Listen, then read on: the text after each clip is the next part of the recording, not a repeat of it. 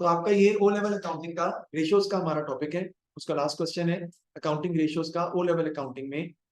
और मई जून 19-22 का सवाल है, मई जून 1922, मेरी बुक का क्वेश्चन 48 है। पढ़ते हैं इसको। कहते हैं जी, Jayden is in business buying and selling goods on credit. The following information is available for the month of March 2019। Balance दिया हुआ है एट 1 मार्च, इन्वेंट्री है 40,000, totals for the month, cost of sales दी हुई है 77,000, balance eight 31 मार्च 2019 वो दिया हुआ है आपको इन्वेंट्री 30,000। इसका मतलब है कि जो 1 मार्च को 2019 को इन्वेंट्री दी हुई, कौन सी इन्वेंट्री है? ओपनिंग। और ये जो दी हुई है इन्वेंट्री है क्लोजिंग, महीने की क्लोजिंग, एक महीने के बाद ये होता है ना। बैंक ओवरड्राफ्ट दिया हुआ है, करंट लायबिलिटी है, ट्रेड पेबल भी करंट लायबिलिटी है, ट्रेड रिसीवेबल जो है वो current asset. Calculate the following ratio to 1 decimal places. The previous month ratios are shown in the last column. पहले है जी rate of turnover of inventory, यानी इन्वेंट्री टर्नओवर रेशियो आपने निकालना है। लिखता हूँ उसका फॉर्मूला, मैं आपके सामने जो है वो इसको सॉल्व करता हूँ। जी जी मैं लिखता हूँ जी, इन्वेंट्री टर्नओवर, इसका फॉर्मूला हमारा होगा कि cost of sales divided by average inventory. ठीक है जी, हम देखते हैं कॉस्ट ऑफ सेल्स हमारे पास क्वेश्चन में दी हुई है कि नहीं दी हुई। अगर आप क्वेश्चन में देखें तो cost of sale is already given in the question, that is 77,000, right. तो आप यहाँ पे लिख लेंगे कॉस्ट ऑफ सेल जो कि 77,000 है, डिवाइडेड बाय एवरेज इन्वेंट्री। कैसे निकालेंगे? Opening inventory plus closing inventory divide by 2। तो ओपनिंग इन्वेंट्री कितनी है? 40,000 प्लस 30,000 डिवाइड बाय 2। तो 40,000 प्लस 30,000 कितना होता है? 75,000, और डिवाइडेड बाय 2 आप करेंगे तो आएगा 35,000। 40 plus 30 70 divide by 2, 35,000 is the average inventory. फिर आपका आंसर आ जाएगा 77,000 divided by 35,000। You will get your inventory turnover ratio, जो आप आंसर लिखेंगे किसमें? टाइम्स, कि how many times you are able to convert your inventory into sales.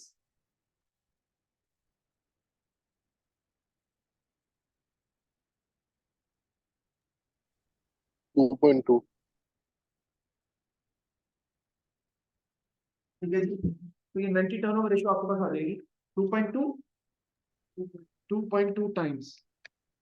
Ji 2.2 times आप जो है, यानी साल में 2.5 मरतबा या 2 मरतबा आप जो है अपनी इन्वेंट्री को कन्वर्ट कर देते हैं, किसमें? सेल्स में बेच देते हैं। नेक्स्ट आपका आता है जी working capital ratio. Working capital ratio का बेटा हमारा फॉर्मूला होता है, वर्किंग कैपिटल रेशियो को का दूसरा नाम क्या है यार बताइएगा?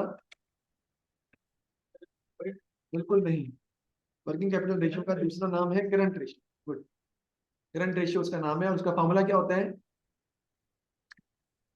Current assets divided by current liabilities.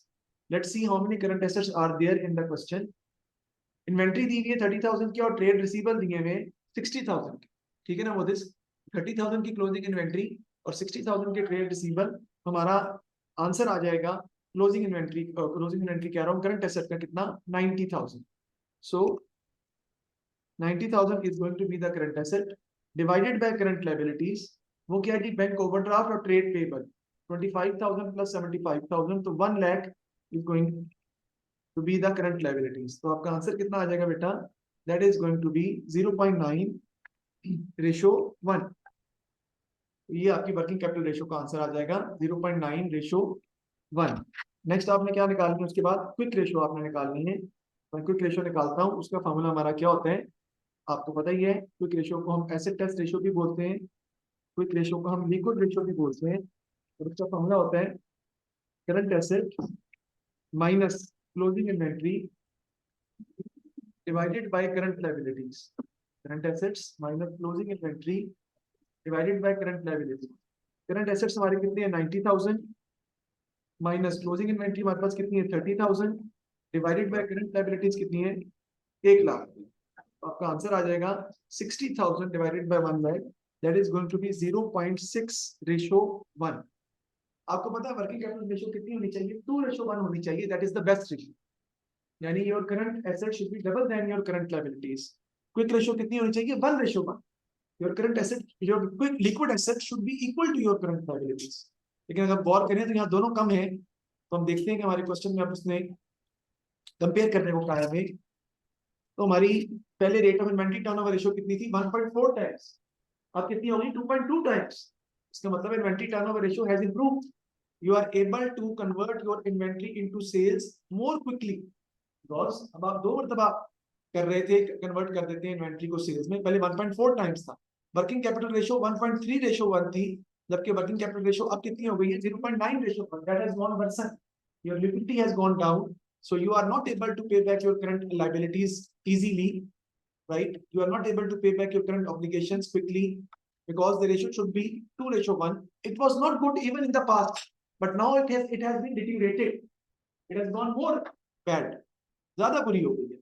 इस तरह आपकी क्विक रेशियो 0.9:1 थी और वो अब कितनी हो गई 0.6:1, वो भी आपकी कम हो गई है। योर एबिलिटी टू पे back your current obligations very quickly has also gone down, may be आपके पास करंट रिसोर्सेज कम हो गए हैं, आपकी इन्वेंट्री डिक्रीज कर गई है, इन्वेंट्री आपकी जो है वो बढ़ गई है, आप सेल नहीं कर पा रहे, whatever be the reason, आपकी क्विक रेशियो भी डिक्रीज कर गई है। Comment on the ability of Jayden to pay the trade payables that has gone down. आगे कहता है जी, on 1 April Jayden has decided to introduce a new marketing policy. He decided decrease his markup to 50% to increase his sales revenue. आप अपने markup को क्या कर रहे हैं, डिक्रीज कर रहे हैं। देखें 250% और बाय 50% का मतलब क्या होता है, जरा 250% और बाय 50% का मतलब क्या होता है, कोई भी बता दे। 250% का मतलब ये होता है कि आपकी जो रेशियो है वो 50% हो गई है, अब कितनी है, अब 50%, ठीक है जी। बाय 50% का मतलब ये होता है कि आपकी रेशियो 50% से कम हो गई, पहले वाली तो हमें नहीं पता ना, ठीक है, 50% से कम हो गई है, ये हमने उसको इस तरीके से मैनेज है वो करना है, ठीक है जी। तो देखते हैं जी हम, आप 50% हो गई है। Other trade receivable, offer trade receivable है cash discount for early payment और Jayden hoped to end the month with a positive bank balance, ठीक है जी। अगर आप सवाल में देखें, सवाल में अगर आप देखें तो मुझे बताएं आपका बैंक बैलेंस पड़ा है इस वक्त, नहीं, आपका तो overdraft, that is why your current liability has increased, तभी आपकी करंट रेशियो भी क्या हो गई, ज्यादा कम हो गई है, आपकी लिक्विड रेशियो क्या हो गई है, कम हो गई है पहले से, क्योंकि आपका ओवरड्राफ्ट था। अब वो कहता है ओवरड्राफ्ट को कम करने के लिए हम क्या कर रहे हैं, हम अपने मार्कअप को कम कर रहे हैं 50%, और उसकी वजह से क्या होगा, सेल्स आपकी बढ़ जाएंगी, सेल्स विल इंक्रीज, और अपने ट्रेड रिसीवेबल को हम डिस्काउंट दे रहे हैं ताकि वो जल्दी पेमेंट करें और आपका बैलेंस, कैश बैलेंस क्या हो जाए, पॉजिटिव हो जाए। नीचे कहता है summarise transaction for the month of April 1, credit purchases दी हुई है, क्रेडिट सेल्स दी हुई है, paid to trade payables by cheque, paid for expenses by cheque, receive from trade receivable by cheque 2 lakh after deducting 5000 cash discount, यानी 5000 जो है वो कैश डिस्काउंट जो है वो आपने इसमें से भी माइनस करना है, माइनस हुआ हुआ नहीं, माइनस करना है 5000 का। Receive from trade receivable by cheque 2 lakh after deducting 5000 cash discount, calculate the following. Closing inventory निकालनी कहता है आपने, ट्रेड रिसीवेबल, ट्रेड पेबल और बैंक भी आपने फाइंड कर। So this is going to be a new question for us, we haven't solved such type of question before this, ये पहली दफा हम इस तरह के क्वेश्चन को सॉल्व कर रहे हैं, और हम देखते हैं कि हम इसको किस तरीके से जो है वो मैनेज करेंगे या सॉल्व करेंगे। सबसे पहली बात अगर आप देखें तो इन्वेंट्री निकालने के लिए आपको पता होना चाहिए कि आपके पास क्लोजिंग इन्वेंट्री के लिए आपके पास क्या होनी चाहिए, आपके पास परचेजेस होनी चाहिए, वो तो दी नहीं है आपको, आपके पास ओपनिंग इन्वेंट्री होनी चाहिए, वो भी आपके पास मौजूद है, ये पिछले साल की जो इन्वेंट्री है ये ओपनिंग ही है ना, 40,000। क्लोजिंग इन्वेंट्री भी पड़ेगी आपके पास, ठीक है, वो 31 मार्च 2019 की है। अभी जो वो बात कर रहा है कि जो आपने इन्वेंट्री फाइंड करनी है, वो आपने कब की फाइंड करनी है, वो आपने फाइंड करनी है 30 अप्रैल की। नहीं समझे बात, देखिए हमारे पास सवाल में ज़रा इन्वेंट्री पड़ी हुई थी मोदिस, जो क्वेश्चन में शुरू में पड़ी हुई थी वो थी ओपनिंग मार्च 1 की, क्लोजिंग मार्च 31 की, सही है ना। अब अगला महीना है अप्रैल का, तो अप्रैल के महीने के लिए यार जो मार्च की क्लोजिंग है वो अप्रैल की क्या बन जाएगी, ओपनिंग, और क्लोजिंग असल में हमने फाइंड करनी। तो अब आपकी इन्वेंट्री कितनी है, ओपनिंग 30,000, ठीक है, परचेजेस आपकी कितनी है 1,15,000, क्लोजिंग इन्वेंट्री आपको नहीं पता, और कॉस्ट ऑफ सेल्स भी आपको इल्म में नहीं है, लेकिन आपको ये पता है कि आपने अपना जो मार्कअप है वो कितना हो गया, अब आपका 50% आपका मार्कअप हो गया। तो मार्कअप आपका 50% हो गया, तो आपको सेल्स क्वेश्चन में दी हुई है, वो कितनी है आपकी 1,00,000 80,000, ये है ना सेल्स आपकी। सेल्स आपको दी नहीं है 1,80,000। यहाँ से आप इस पे मार्कअप लगा के कॉस्ट ऑफ सेल फाइंड कर सकते हैं, और वहां से आप आसानी से इन्वेंट्री भी फाइंड कर सकते हैं। तो मैं फॉर्मूले में वैल्यूज पुट करता हूँ और फिर इसको मैं सॉल्व करता हूँ।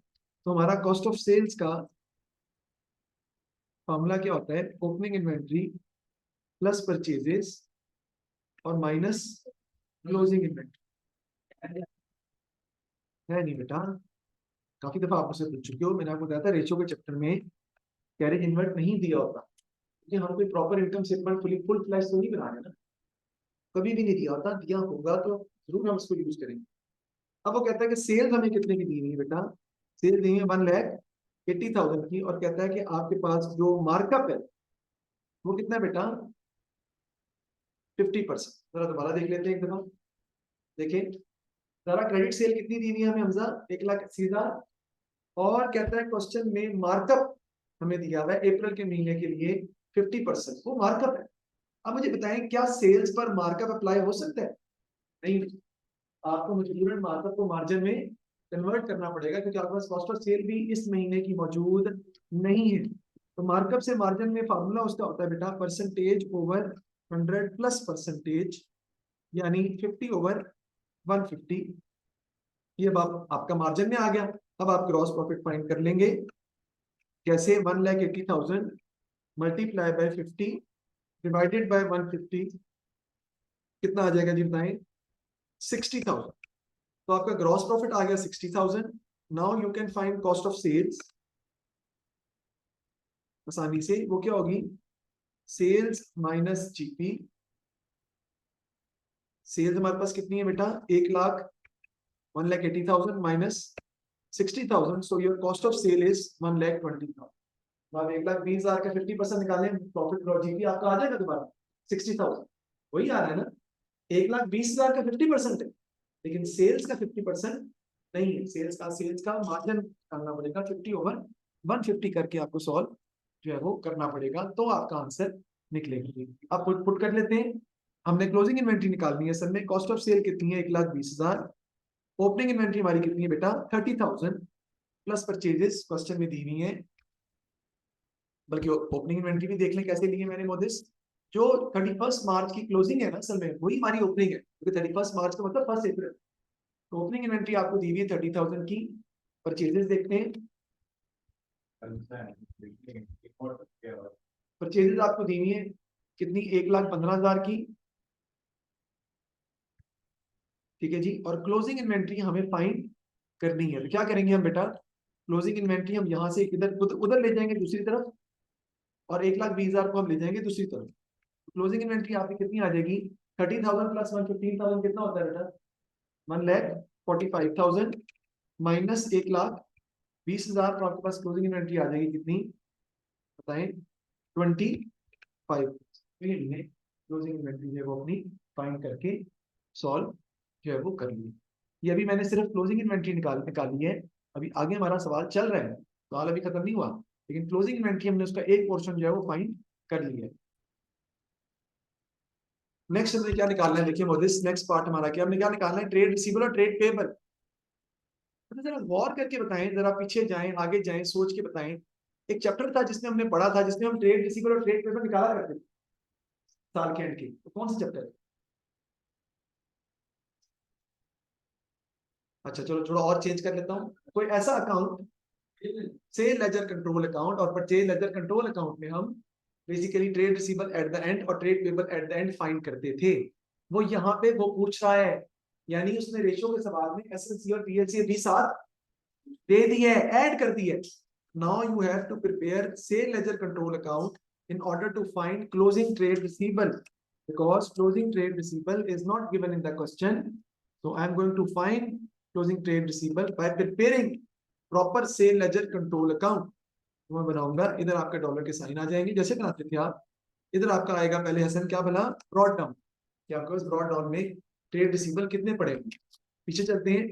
जो पिछले मार्च के एंड के ट्रेड रिसीवेबल है वही इसके द्वारा स्टार्ट के ट्रेड रिसीवेबल होंगे।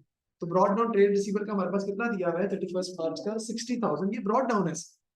ये है ट्रेड रिसीवेबल एट 1 अप्रैल, ये आ गया ब्रॉड डाउन। उसके बाद डेबिट साइड पे आपका क्या आता है? Credit sales. फिर क्रेडिट साइड पे आपका क्या आता है बेटा, cash received from trade receivable, जो पैसे मिलते हैं ट्रेड रिसीवेबल से वो आ जाता है आपका।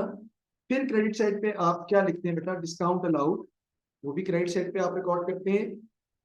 देखिए ट्रेड रिसीवेबल तो मैंने ले लिए, और देखते हैं क्या क्या चीजें हमें दी हुई है। क्रेडिट सेल्स दी हुई क्वेश्चन में, यस, कितनी है 1,80,000, तो मैं इसको यहाँ पे रिकॉर्ड कर लूंगा। क्रेडिट सेल्स डेबिट साइड पे 1,80,000। Cash receive from trade receivable question में दिया है जी, दिया है 2 लाख मिल रहा है, लेकिन इसमें डिस्काउंट अभी शामिल है 5, तो ये माइनस करेंगे तो कैश आपको कितना मिल रहा है 195,000, और बाकी अमाउंट हमारी किसकी है, डिस्काउंट की, ठीक है, और वो कितनी है 5,000, ठीक है। 60,000 प्लस 1,80,000 और 195,000, और डिस्काउंट आपका आ जाएगा 5,000 कैश डिस्काउंट है, बस और कोई चीज इसमें नहीं है। टोटल कर लें डेबिट साइड का, उसमें से क्रेडिट साइड बेटा सर माइनस कर देंगे तो 40,000 आ जाएगा। जी 40,000 is going to be our carried down, ये आपका क्लोजिंग जो है वो ट्रेड रिसीवेबल का एंड जो है वो निकल आएगा। इनकम्प्लीट रिकॉर्ड के क्वेश्चन के अंदर भी हम इसी तरह SLCA PLCA बनाते हैं क्रेडिट सेल्स फाइंड करने के लिए, लेकिन यहाँ पर हमने SLCA बनाया है क्लोजिंग बैलेंस या क्लोजिंग ट्रेड रिसीवेबल फाइंड करने के लिए। अब हमने क्या बनाना है PLCA, purchase ledger control account, और वो किस लिए बनाना है हमने, trade payables, trade payables at the end find करना। इसीलिए तो कहते हैं जब चैप्टर हम पढ़ रहे हो उस वक्त ध्यान देना चाहिए। बुक्स और किताबें जो बंद करके बच्चे बैठ जाते हैं, ठीक है, वो यही समझ लेते हैं कि शायद हम टीचर से भी ज्यादा समझदार हैं। ठीक है, मैंने पूछा कि जो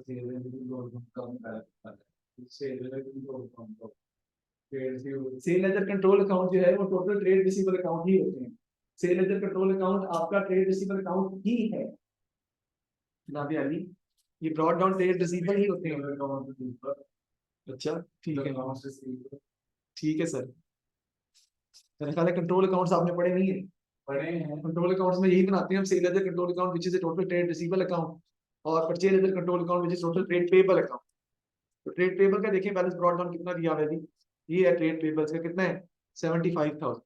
ये किस साइड पे आएगा बेटा, क्रेडिट साइड पे आएगा, क्यों, क्योंकि हमारी क्या है लायबिलिटी है, क्रेडिट पे बैलेंस आता है।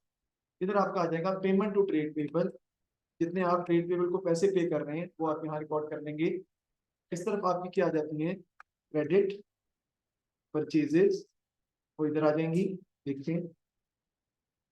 तो ट्रेड पेबल 75,000 के आपको दिए हुए मैंने लिख लिए।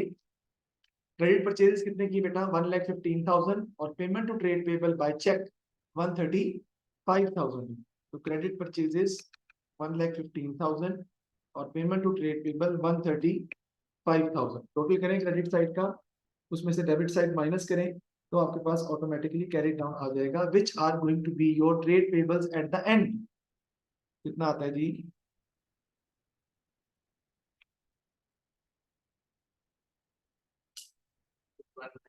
हाँ 190,000, फिर भी आ जाएगा 190,000, तो माइनस करें 135, कितना आ जाएगा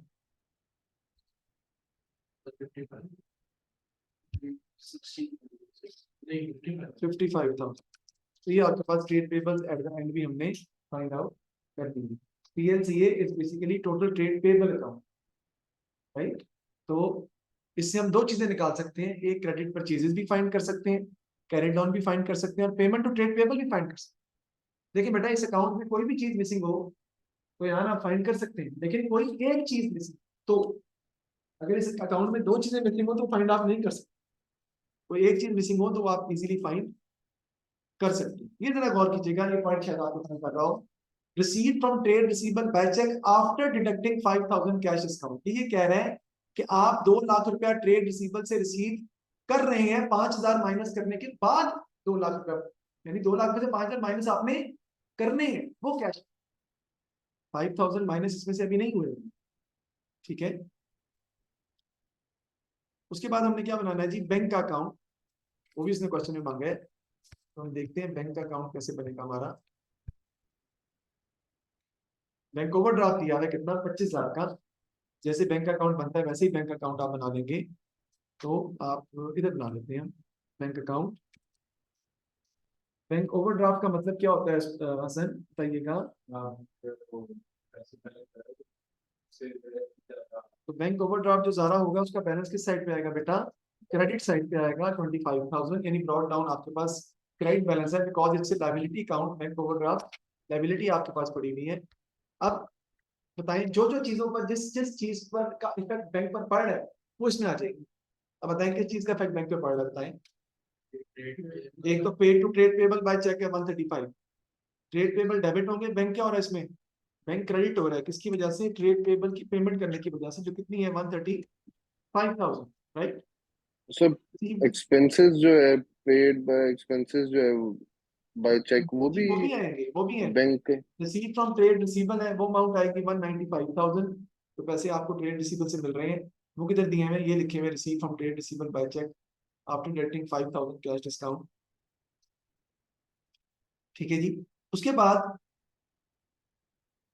क्या मिल रहा है आपको, paid for expenses by cheque 50,000, ये भी आपको पे करने पड़ेंगे। एक्सपेंसेस टू बैंक, ठीक है ना, एक्सपेंसेस डेबिट हो रहे हैं, बैंक क्रेडिट हो रहा है एक्सपेंसेस की वजह से, कितने से, 50,000 से। टोटल कर लेंगे आप इसका डेबिट साइड का, उसमें से क्रेडिट साइड माइनस कर देंगे, तो आपके पास ऑटोमेटिकली जो है सर इसका आ रहा है 2,10,000, 10,000।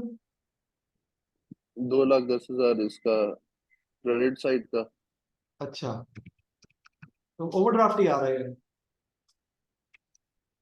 15,000। हाँ, ओवरड्राफ्ट ही आपका आ रहा है 15,000, यानी अभी भी आपका ओवरड्राफ्ट कम तो हो गया है, लेकिन अभी भी ओवरड्राफ्ट ही है, दैट इज 15,000। आपका ये ओवरड्राफ्ट जो है वो निकला देगा।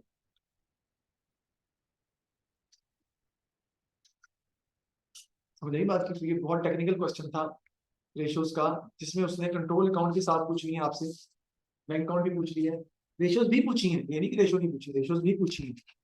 अब कहता है कि फिर आपने ये बैंक अकाउंट बनाकर इसको जो है वो सॉल्व किया है। आगे कहता है जी, comment on the success of Jayden's new marketing policy, support your answer by considering the effect on his current assets and current liability.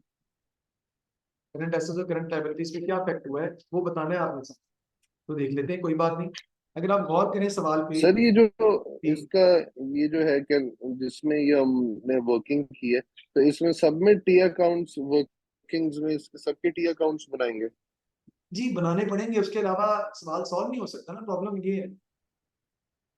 वरना आप सवाल कैसे सॉल्व करेंगे, ठीक। अगर आप सिर्फ डायरेक्ट सवाल सॉल्व कर सकते हैं तो वो भी है। जैसे बैंक का ओवरड्राफ्ट बैलेंस को आप उस्मान नेगेटिव ले लो, ठीक है ना, उसमें जो पैसे आ रहे हैं उनको ऐड कर दो, जो पैसे जा रहे हैं उनको माइनस कर दो, तभी आपका भी आपका आंसर आ जाएगा।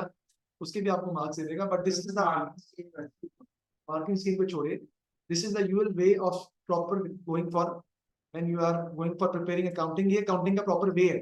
मार्क स्कीम जो है वो हमेशा आपको सही थोड़ी बताती है, मार्क स्कीम तो सिर्फ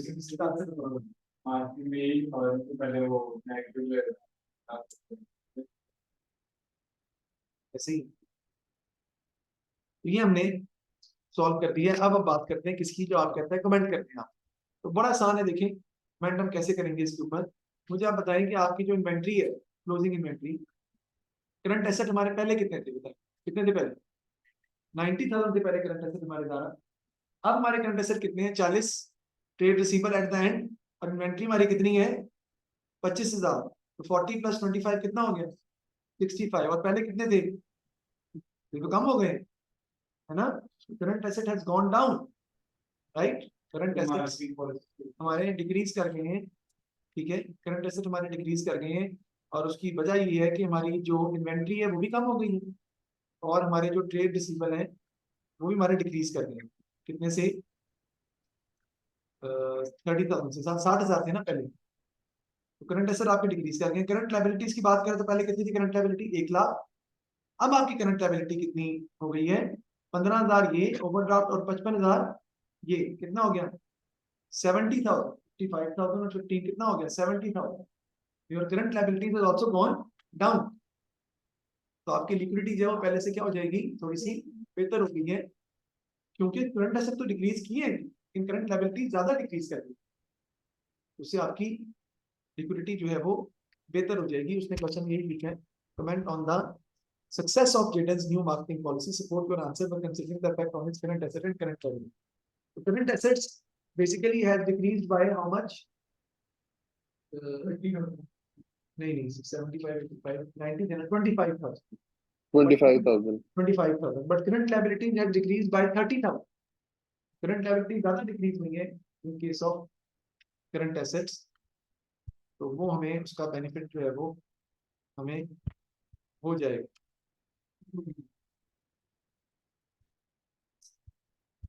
किसी हद तक।